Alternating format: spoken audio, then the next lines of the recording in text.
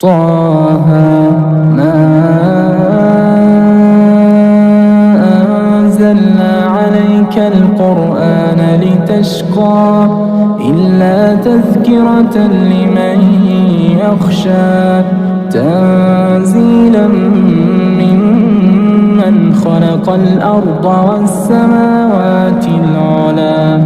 الرحمن على العرش استوى له ما في السماوات وما في الأرض وما بينهما وما تحت الثرى وإن